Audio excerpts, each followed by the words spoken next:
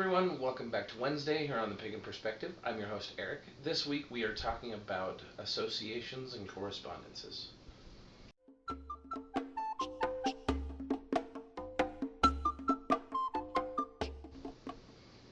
So this week our question comes to us from Mr. Abane.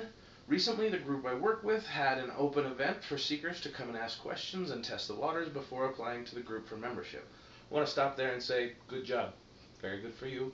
There are groups out there that, and I know this is an entirely tangential thing, that you show up and say I'm ready to work, and or you don't get in at all. So I want to say good job on that. There were a few people who practiced personal paths and had pre-established correspondences already. This is not a problem, though, seeing some of these individuals take the correspondences as doctrine. They found it a shock to see differences. They want to hear the host's experiences in learning the correspondences and developing associations beyond the Wicca 101 material. Do we have any techniques for learning pantheons or crystals, etc.? And how about the complexity of herbs?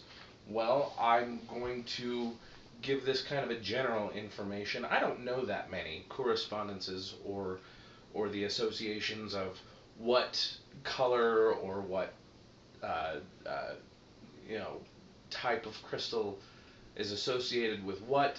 When it comes to herbs, I know a few things. I know don't put anything in your mouth or in your bloodstream that you don't know what it will do to you, because you're likely to make yourself sick and or kill yourself doing stuff like that. So when it comes to herbs in specific, don't muck about without knowing what you're doing.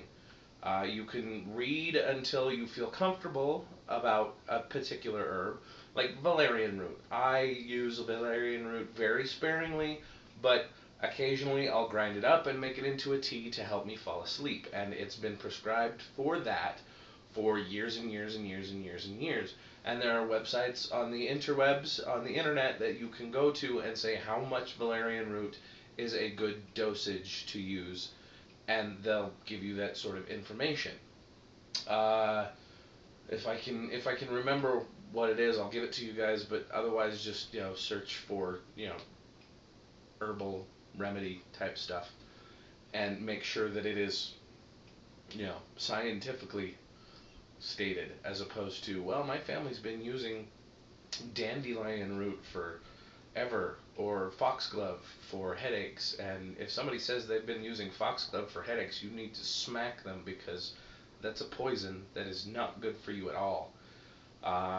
Anyway, so it's one of those things where unless you have experience with said herbs, don't mess with them. That's all I have to say about herbs, other than do the reading, do what you can to learn, and experimenting with stones or associations with tools or directions or colors. Those are all things that, in my personal opinion, you can get a basis from somewhere else. Much like Kara was saying yesterday, you can get a basis from somewhere else, but you should really be doing that sort of a thing for yourself as a personal gnosis kind of a thing.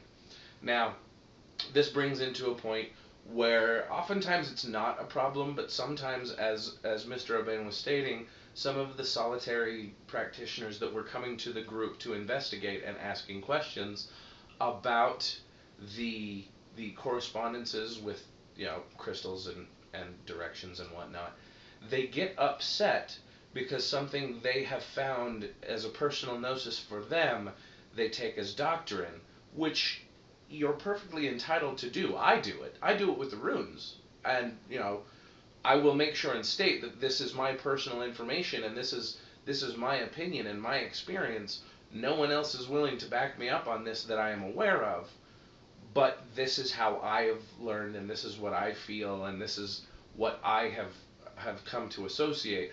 That sort of thing. A lot of times when somebody comes to that on their own, they hold that as a very true personal belief, and if you're stepping into a group that doesn't support that in any way, shape, or form, sometimes people get upset about that. So it's almost to be expected. But it's not one of those things that has to actually cause a problem.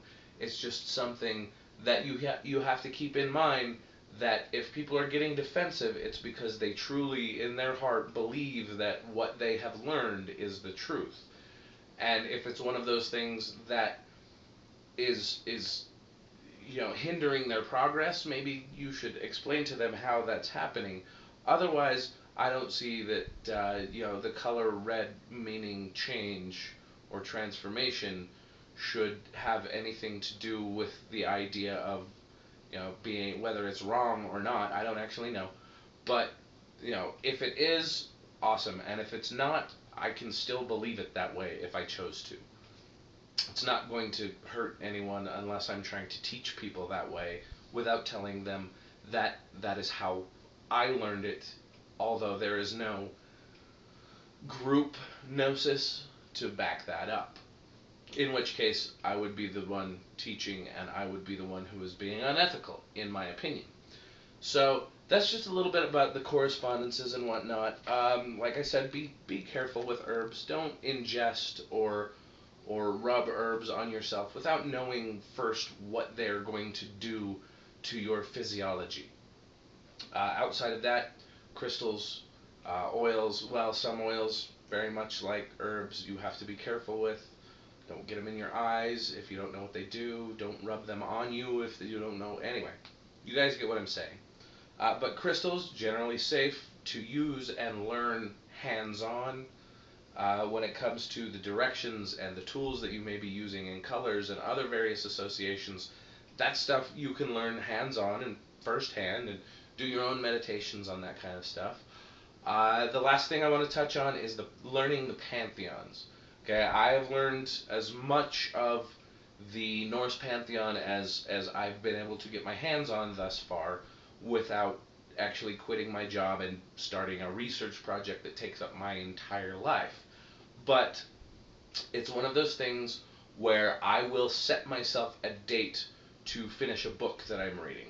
And I will say, okay, well, there are 300 pages in this book. I can do 300 pages in 150 days.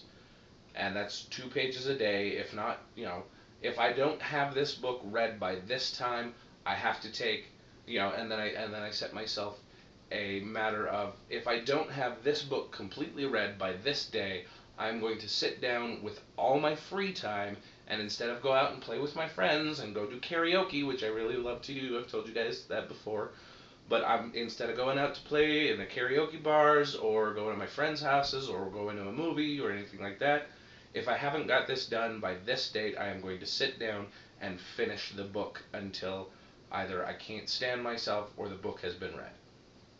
Things like that. Setting deadlines for myself is a good thing, and trying to take even small steps every day that I have free time to do so.